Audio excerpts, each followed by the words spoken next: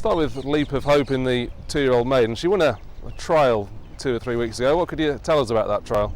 Yeah, listen, it was nice to get her out of the gates and get her away from Zabeel. It's actually nice to have a horse for His Highness Sheikh Mohammed bin Khalifa. The boss brought her at the breeze ups. Like I say, she's done everything the right way. It was nice to get her away from the track, and I think that morning the trial rode a little bit slow. I think the track was a little bit deeper than usual, and certainly deeper than it should be race night.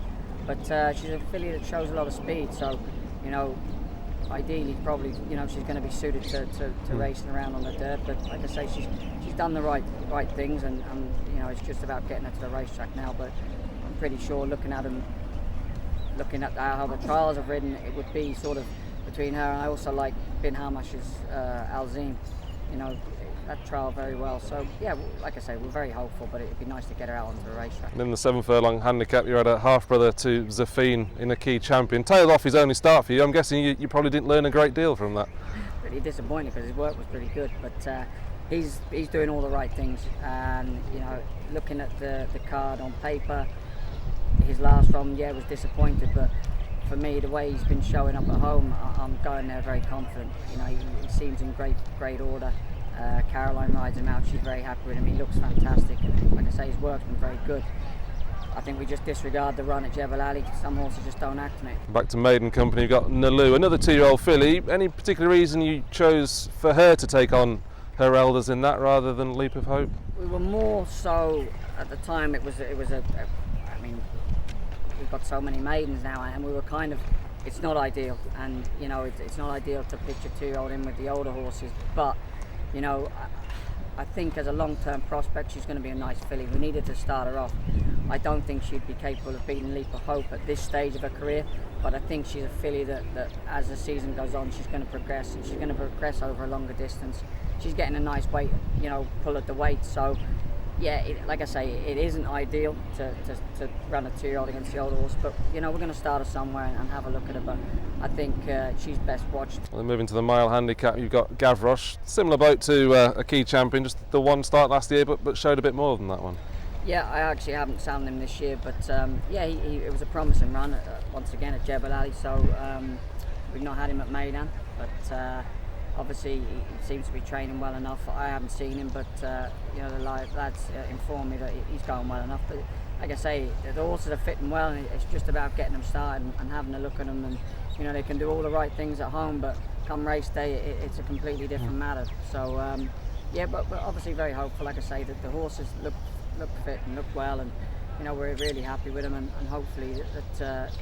Say the runners ran well last week, so yeah, we're going there hopeful. And one we know a bit more about, Press Room, presumably had a bit of an issue to have missed last season.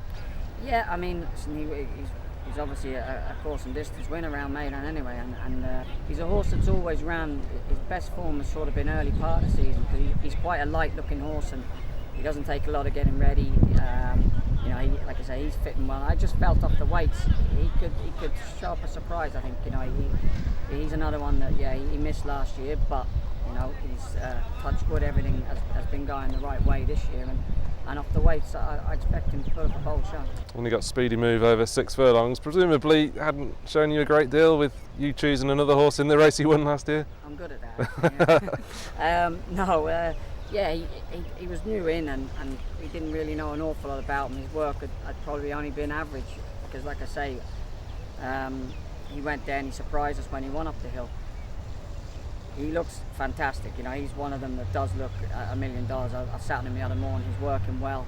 Slight concern, obviously the draw hasn't helped us, and I think he's a horse that actually wants 7 furlongs, but we've got to start him off somewhere. It looks like the ideal starting point, and like I say, he really has flourished from the summer, and he's put on a lot of condition. Like I say, he looks $1 million. His work has been very good. Then you conclude matters with Mr. Palmer. Any concerns that just the 2 starts going to Meydan in a pretty tough handicap? Yeah, listen, you're always concerned, because when we tend to get a little bit excited over here when we have maiden winners and they go into handicap company. It's a big ask, because they don't have the experience, and they're going around with these seasoned handicappers, and literally these horses can go around blindfolded. They're a lot more streetwise. The only positive with that is that he had his last run last year and he's had a lot of time to get over that. It's not like we've backed him up in 3 weeks' time and he's then having to be pitched into the deep end.